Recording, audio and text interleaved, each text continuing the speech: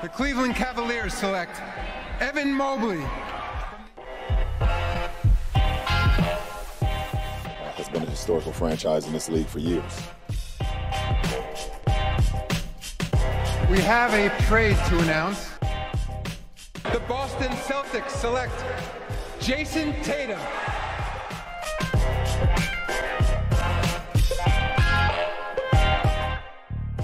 Hello, everybody. Welcome back to the NBA Front Office Show. Happy trade deadline week. Let's make it a good one. Hopefully, we get a very busy week here in the NBA. We've got a ton of things to jump through today, so we're going to go rapid fire style through all of the latest NBA trade news as of today, which is Monday, February 7th. I'm Trevor Lane. You can find me at Trevor_Lane. Keith Smith at Keith Smith NBA. Keith, it's finally here. Trade deadline week. Let's go. Yeah, now's the time when, we saw a couple trades happen at the end of last week. Go back if you want to get our thoughts on the Blazers-Clippers trade as well as the Karis LeVert to Cleveland trade. We did special shows for both of those two trades, and we'll continue to do that as necessary. It'd be nice if they put a couple trades in like at the same time, and then we could knock them both out and not shut everything down, put all the recording equipment away, and then have to get back at it. But anyway, there's a lot of news and notes to go over here today. Apologies in advance if we miss who had this news item, because we're just kind of adding them all, but we're going to try to get it to whoever proper credit to it. But if we miss, we apologize in advance. And sorry with that. Let's go though, because there's a good amount of stuff out there because it's Monday of trade deadline week, and we know now things are starting to get a little bit more serious. Absolutely. Things are starting to really heat up around the NBA. We're not going to really do like a headline story today. We're just going to go through all of it. So let's just start here. Christian Wood says he wants to stay with the Houston Rockets. I think the Rockets will still trade him if something comes up that is, something that they want. It could be worse, right? He could be saying he wants out, but there is a what else is he supposed to say element to this. Because if he says he wants out and there isn't a good trade out there, then he's in a tough spot. So this is certainly the safer route to say, oh, no, my preference is to stay in Houston regardless. And I'm not saying that's not what he thinks, but just in terms of the public-facing message you put out there, it makes sense for this to be what's coming from Christian Wood. Yeah, absolutely. He's not the level of star player where he can come out and say, I want to go. And then everybody's like, okay. He's also not the kind of guy who it's like, if he says he wants to go, everybody's going to be like, that's cute. No one cares because you stink, right? He's just I shouldn't use the term just, but he's a very good player who's saying exactly what he should say. I don't hate the idea of him staying in Houston. I think he's still young enough because he's a big to match with Jalen Green, Kevin Porter, the million other guys. They're starting to play him with Alperen Şengün more, which is really important to find out, can those two be a workable duo in the front court together? And it's been a little messy, but that's bound to be, and you're terrible. So who cares if it's messy? Try it and see what works.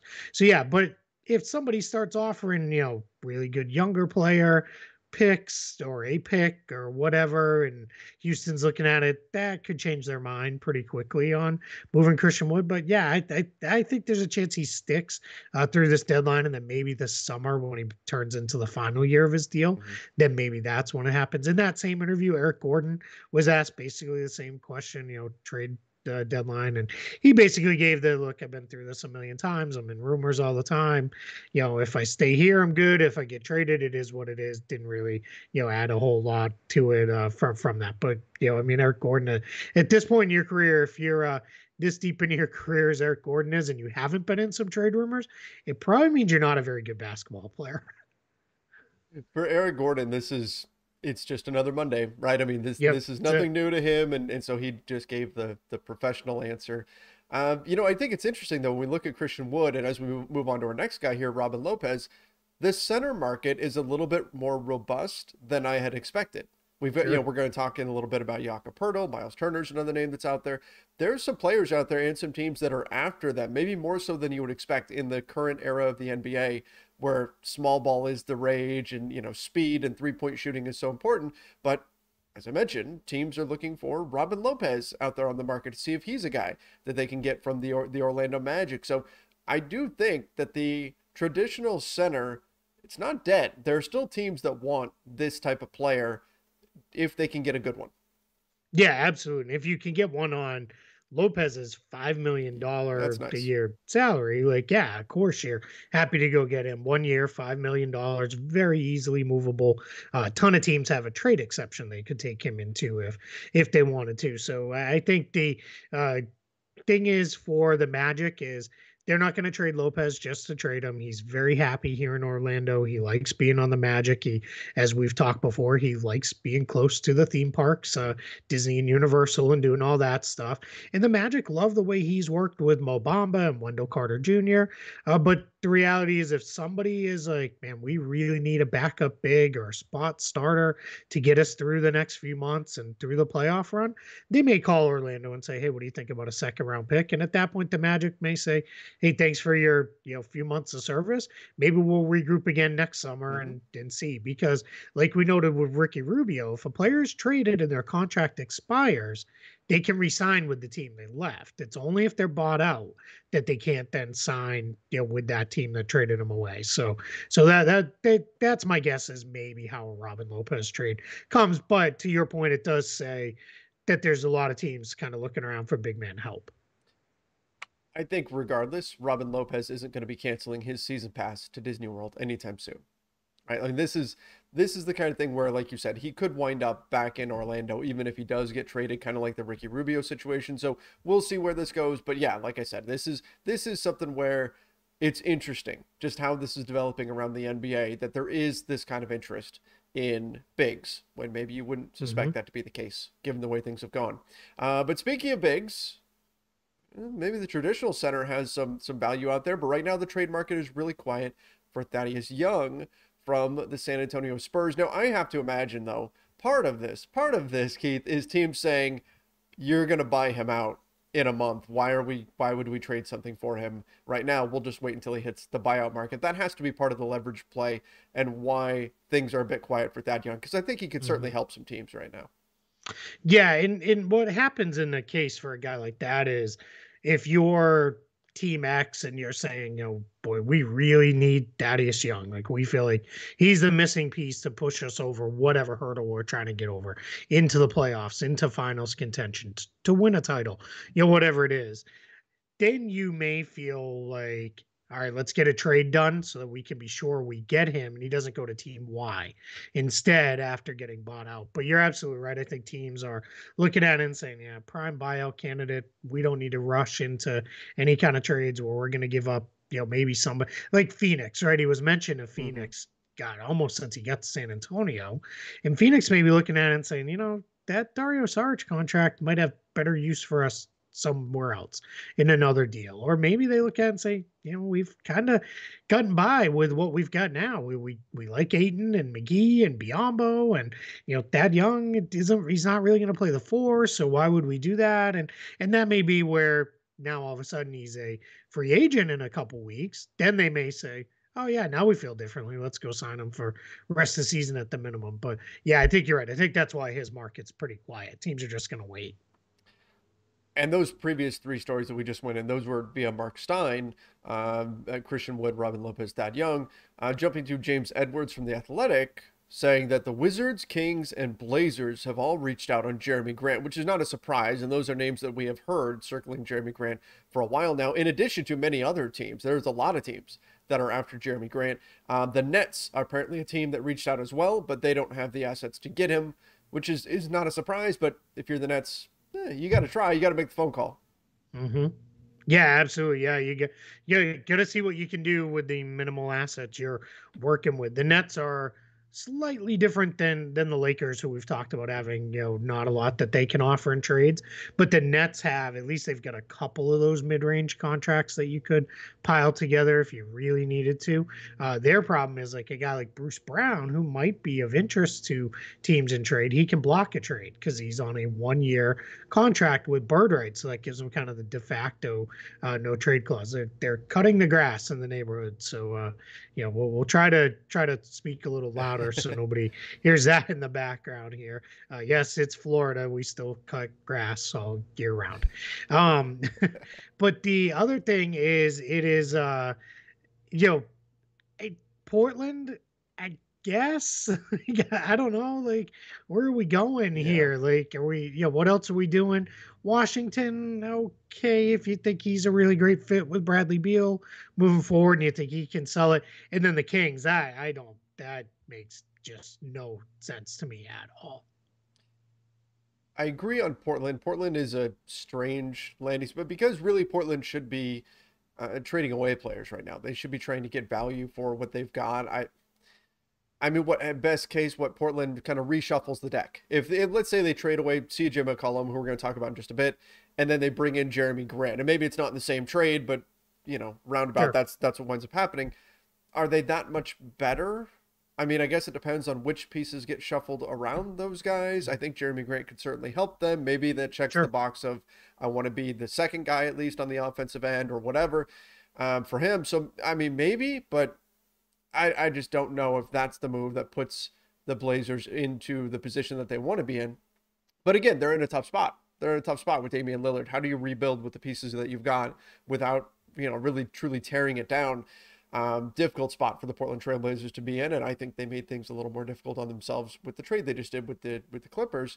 The Kings have been talking themselves into we are this close to really making a run here for a while, and I just don't. For a decade plus. Yeah, it's just I get it. It's painful to say this didn't work. Let's wipe the chalkboard clean again. I mean, how many times have they done this now? Let's start from scratch again.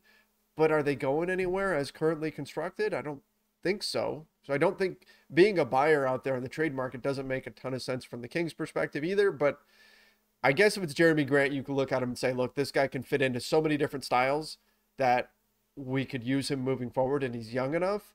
But that's me trying to make sense of those teams as landing spots for him, because on the surface, it doesn't make a lot of sense. No, yeah, that one I can't get there. I'm with you. I can't figure that one out. Let's jump to the Trailblazers. Yeah. We'll go a little slightly bit out of order here. We're running some of these news items off of Mark Stein's reporting, which has been really good. He's been all over a lot of stuff over the last couple of weeks, over the last few decades, really. But CJ McCollum. Pelicans, we've heard that one for a while now. That's been out there that they're chasing CJ McCollum.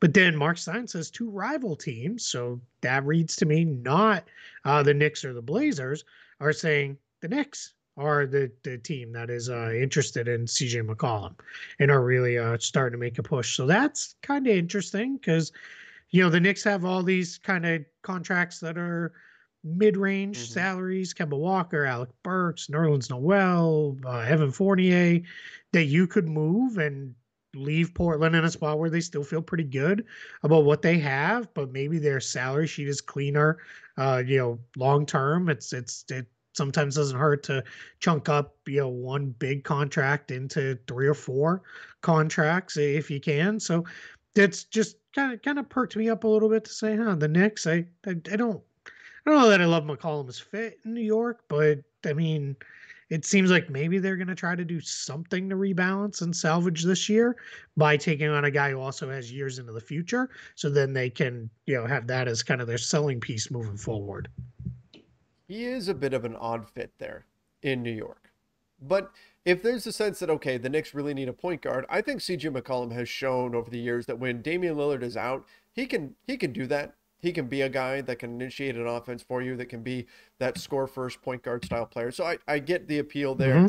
I do wonder where's the incentive for the Blazers? Because I would have to think now, okay, maybe recent trade aside for Norman Powell and Robert Covington, I would have to think that the Blazers would need to get something of value there. So pick wise, what's being added into Evan Fournier, Kemba Walker, stuff like that in order to get the Blazers to bite on CJ to New York? That's the piece that's missing for me right now. And it could just be, okay, well, we're going to put this pick, or whatever into this, but I'm not sure where the Knicks go there or how highly valued CJ McCollum is.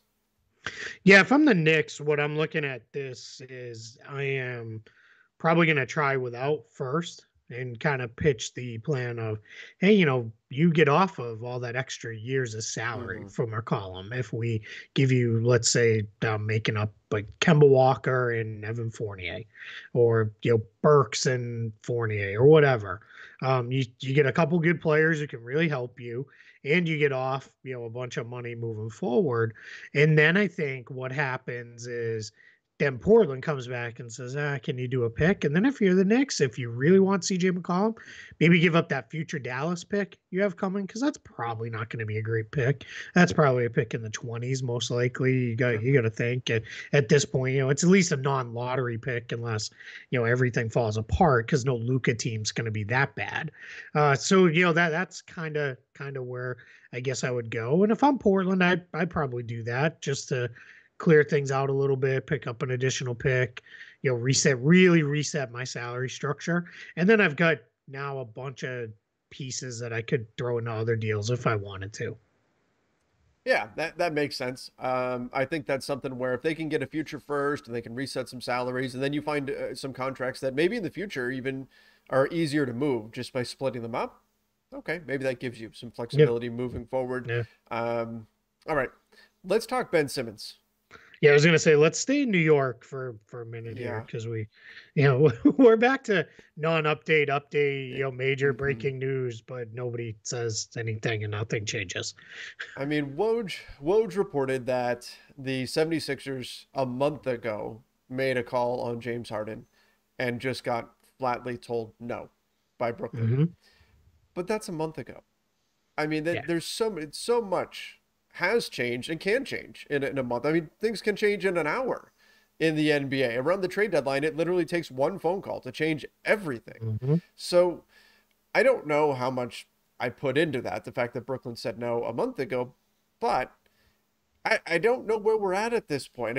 Are we just resigned to Ben Simmons staying because it feels like we've kind of, the James Harden thing is sounding less likely now? And again, we went back and forth on this, Keith, on the incentive for the Nets to move James Harden right now. Why do you make Philly stronger this year when you might have to run into them in the playoffs? And then from Philly's perspective, why do you give up a bunch of stuff right now to get James Harden when you might be able to just get him in the offseason? It's a tough dynamic to get around. And so I wonder if ultimately we just, as Mark Stein is suggesting, wind up right back kind of where we started, where Ben Simmons stays in Philadelphia for the rest of the year.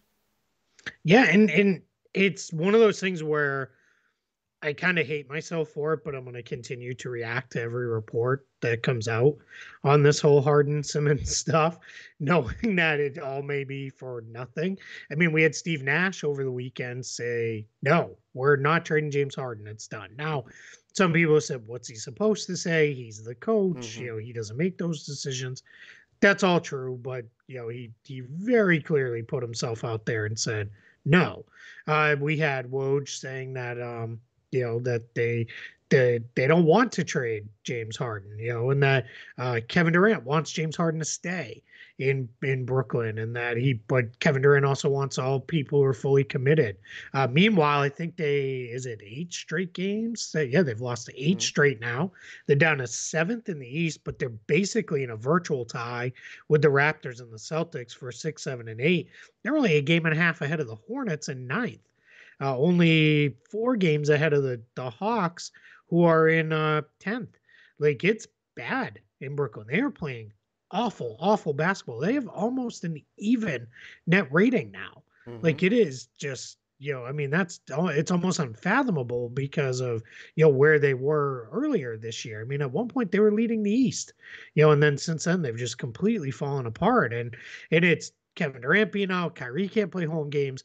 Harden has been in and out of the lineup. It's all that stuff. I mean, Boston plays them tomorrow night in Brooklyn. So we know KD's out because he's hurt. Kyrie's out because he can't play in Brooklyn.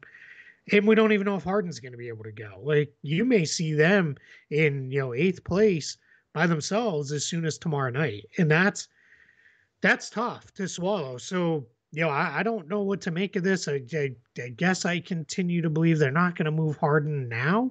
That's a summertime thing. I also continue to believe that they, Sixers won't move Simmons until there's some clarity on what's going on with Harden and or Beal and or Superstar X who becomes available. But I don't know. It's not going to keep me from sitting here like I'm watching a daytime afternoon soap opera and just breathlessly waiting for the next tweet from Woj and Shams and Stein and the whole crew. That really is what this situation is, because this is just constantly changing, right? And who knows what the Nets suddenly slipping. Like I mentioned that it's been a month, right, since the 76ers called and we're interested in James Harden. Look at what's happened in the last month. Yeah. Could the current situation the Nets are in certainly has to play a factor in their decision-making process. I would think if I'm the Nets, I'm at least listening. It doesn't mean I'm going to do a trade, but you at least have to listen, because look, I mean, how crazy is this when we step back and think about this? Heading into the season, the Lakers and the Nets were the two favorites to come out of their respective conferences. If the playoffs were to start today, both teams would be in the play-in tournament. This season has been absolutely bonkers when it comes to just the variables that we've seen play out. Mm-hmm. And it's crazy what's going on in Brooklyn. I think there's got to be some pressure there. We talk about how you have to have urgency in order to make a trade. Sometimes that helps. A team sliding in the standings can help force a trade. So we'll see what winds up happening here with the Nets, with the whole Ben Simmons situation. I keep coming back to, look, if the 76ers think that they can get James Harden just for Ben Simmons straight up, I don't think that's going to happen. Yeah. I just don't see it. I mean, I think they're going to have to add in some stuff. There was a report that the 76ers have completely said Tyrese Maxey, no, he's off the table, which, okay, I get that. But I kind of wonder if over the course of this week, we do at least get some conversation here between the 76ers and the Nets. I don't know that it ultimately leads to a deal. Again, I think they might find themselves at an impasse, but I think these two sides just have to talk, if nothing more from the Nets side than just because of this slide and the need to probably do something to try to fix this. Yeah, I mean, just to kind of get into some numbers, as you said, a month ago, the Nets were 24-13. And now a month later, they're 29-24. That's 5-11, in the span of a month from, January 7th to today, February 7th. So yeah, things have definitely changed. They've also got, let's see, let me make sure I've got this right. And because remember, they had all those games that they had to make up. They have 6 games left before the All-Star break. Mm-hmm. So, I mean, that's a lot of games. I mean, it could get way worse here before it gets better for the Nets going into the break, because I've seen some suggesting they just got to get to the All-Star break and they'll regroup then. But I mean, that by then they could be around a 500 team by the time we get to the All-Star break, if it just keeps kind of going this direction. Because here's their games. Now remember, Kyrie can't play in home games. So versus Boston, at Washington, at Miami, versus the Kings, who just beat them up the other day, at the Knicks, and then versus the Wizards. So you're not going to have Kyrie in half of those games. And then the other ones are kind of tough games anyway. So I really don't know what to make of this with the, and I don't think Kyrie can play in the Knicks game either, if I remember correctly, even though it's a road game, but it's in the same city. Mm-hmm. So I would imagine. Yeah, I don't know. Well, I guess we'll find out in a little over a week here. But all right, let's move on. Yep. Let's because there's just not much there. Just to go back to the Pelicans, since they were mentioned, Mark Stein is reporting, as a couple others have, is as much as the Pelicans are trying to build up around Zion Williamson and Brandon Ingram, they're also including Jonas Valanciunas and Herbert Jones in that as well. Basically saying those two guys are not going to be traded, which is. That's talking about an emergence for Jones, right? The rookie, there's a lot of people talking about him. Never mind all rookie teams jumping straight to all defense, low teams and the like for him. And then Valanciunas has been great, and clearly they would like to see him with Zion before they do anything there. That means Josh Hart is their kind of their number one trade asset. Hart, remembers, on that very unique contract where it's non-guaranteed next season, and then the season after that is non-guaranteed but with a player option, so it's kind of a mutual option there, a little bit there. So plus, I continue to believe Josh Hart's a pretty good basketball player and could help a lot of teams. Yeah, absolutely. Josh Hart is very good, very versatile player, can help you out in a lot of ways. So that does give the Pelicans something, but the connection to like, is Josh Hart enough to go get CJ McCollum? You probably have to add stuff there. I mean, obviously salary wise you need to, but this is, it'll be interesting to see what the Pelicans do because there's been so much smoke, so much noise around them being a buyer and going out there and trying to add a piece. And maybe they do want to make the play-in tournament and kind of make that push. So I'm curious to see what they ultimately wind up doing, particularly if you do stick to Zion, Ingram, Valanciunas, Herbert Jones, all these guys are off the market. That seems to suggest that, you know, Josh Hart is what's left. That's really your best movable piece. So it'd be interesting to see what they can get for him, particularly on that contract. How many teams value that? And it's one to watch. Hey, speaking of one last thing, because you mentioned them in the play-in, they have now passed the Portland Trailblazers.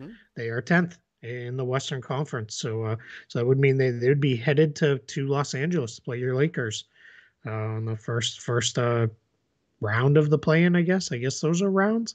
I don't really know how we term that because they don't even call it play. You know, those stats just go nowhere.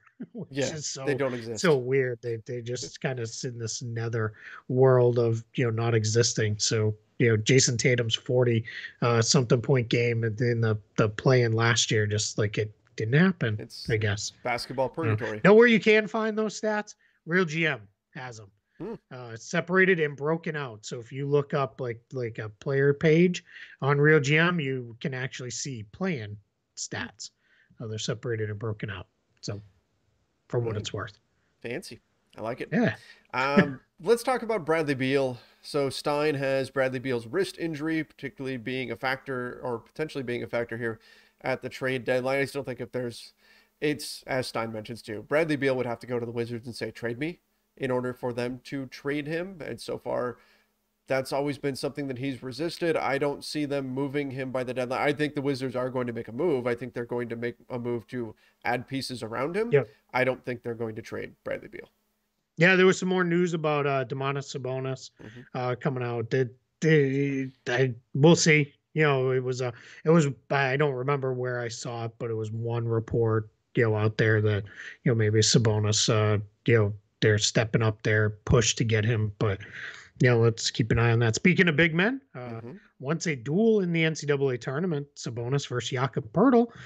Chicago offered, you know, went to in on Poeltl, and they centered around a future first round pick. That's a little weird because the Spurs already own a future Bulls first round pick.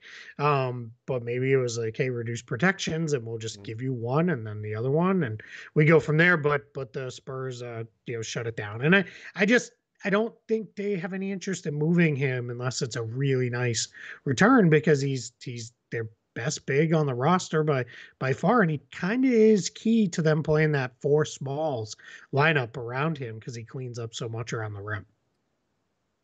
I understand the Spurs not wanting to trade Poeltl, and we mentioned on a previous show, Greg Popovich, him going for the record, 7 wins shy of that. So the Spurs are going to be wary of making a move that, you know, that weakens their team too much this year, because I think that is something that matters to them. And it should. But let me flip this. Chicago.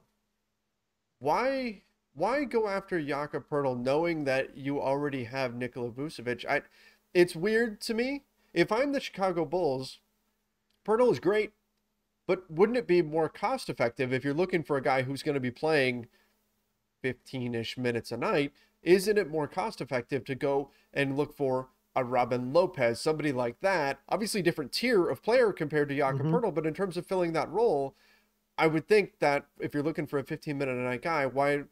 And maybe they're not. Maybe that's the answer. They're somehow going to play the two guys together, Vucevic and Poeltl. I don't know if I see it, but it feels to me like they're a tier too high in terms of their center target if they're looking for a guy to back up Vucevic. Yeah, you can't play the two of them together. You know, that just becomes a mess. My guess is that what they're going to do here is, let's say they were able to pull this off, is the rest of this season, you basically say, hey, we've got 48 great center minutes. Defense, we roll with Poeltl. If we need offense, we roll with Vooch, and off we go. But then maybe that frees them up to frees them up to move Vooch this coming summer when he becomes a $22 million expiring deal, where you can, all right, maybe we need to rebalance a little bit and get some help. And we've got enough offense with DeRozan and Levine and all the guards and all that stuff. Maybe we like Pirtle a little bit better, and then we could move Vucevic in a trade. That's the kind of maybe forward thinking thing beyond just this season, because then you've got Pirtle as a very much more reasonably cost replacement. But yeah, this one I just don't see, unless they really were like, we're going to add Patrick Williams to the trade, or maybe Kobe White. I don't know if that moves anything for the Spurs because they've got so many guards. I mean, if they wanted to throw in Patrick Williams, I assume this would just be done already, and they'd already, those guys would be off onto their new teams. But yeah, my guess is that if Pirtle gets moved elsewhere, it'll be elsewhere. Agreed. But I mean, something to note that the Bulls are in the market for a big, right? Yep. So we'll see if they can land one for the deadline. Yeah, and just to cover a couple of things on the Bulls. I mean, you've got Derek Jones, $9.7 million, Troy Brown Jr., $5.2 million. If you really wanted to get into Kobe White, $5.8 million. Williams, if you wanted to go that direction, that's $7.4 million. So you've got a bunch of contracts you can put together. If you're the Bulls, that you could kind of get involved on just about anybody. Then you start asking, all right, how expensive are we okay with being, especially next year when we have to re-sign Zach LaVine? But that's a problem you deal with down the line when you're a good team. All right, let's jump to the Oklahoma City Thunder, aka team draft pick. They've got cap room. Stein says they are expected to make at least one move where they absorb salary. We've been saying this for ages now. This is no secret here. They're the team to turn to if you need to get somebody to absorb salary. Just be prepared to give them picks. Because again, they are trying to collect all of them, and they're getting close. I mean, and they can do literally anything, because they are anywhere between $25 and $34.5 million under the cap, pending how they want to structure things. So yeah, literally anything can happen with the Thunder. Like, they could take on any contract you want, minus John Wall or the extreme ones. But even there, they could get there, because they could do cap space plus like Derek Favors if you really were to incent them with here's 4 draft picks to do this. But yeah, your $5 to $10 million salary dumps, no issue. Thanks, let's go. They could do 2 or 3 of those without even really kind of blinking an eye, because the other thing is they got to get to the salary floor, and they're still about 23 million or so shy of the salary floor. So that does matter. Though this one was interesting, I thought, from Stein. He noted in the Karis LeVert trade that they didn't get the 2 first-round picks they were looking for, but they got close. They got the 1. That second is really close to being a first. Yeah, that second is really good. And he said, now look for Toronto, like Cleveland used Ricky Rubio. Look for Toronto to use the package of Goran Dragic's $19.4 million expiring contract, along with a first-round pick to be kind of there, hey, here's our carrot. What do we want to do? And then my guess is that probably means Dragic is waived at some point and, get allowed to go join whatever team he wants. But that's interesting, right? Because we'll see where that ultimately goes from there with Dragic. It's a week or 2 from now, he's not going to be on the Raptors. I think we know that much to be certain. Who are you targeting if you're the Raptors with that package? If that's the bait, Dragic expiring and a first, from the names we've heard on the market, who can that land? If you could get him to come down a little, maybe Miles Turner. Yeah. I don't just hate that for them. If you're the Pacers and you just got what you got for LeVert, I think you're going to want more. Yeah, Turner, but I think that the target, that was the first name that popped into my head too as a target. Yeah, maybe you Dragic, an unprotected pick, and then maybe a protected first.